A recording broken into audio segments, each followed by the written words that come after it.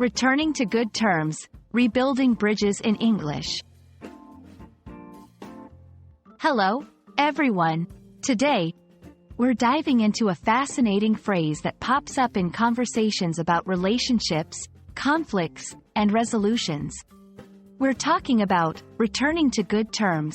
This expression is all about repairing relationships and finding common ground again. Stick with us to unravel its meaning and usage, so you can enhance your English communication skills in personal and professional settings alike. Returning to good terms refers to the process of mending a relationship that has been strained or damaged. It involves resolving conflicts, addressing misunderstandings, and rebuilding trust. This phrase is commonly used in situations where people have had a disagreement or fallout but are now looking to restore their positive relationship. One key aspect of returning to good terms is effective communication.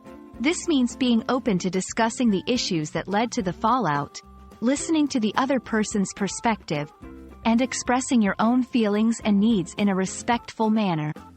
It's about finding a mutual understanding and agreeing on how to move forward positively.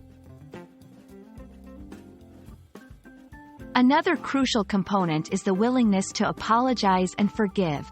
Saying sorry shows that you acknowledge your role in the conflict and regret any hurt caused.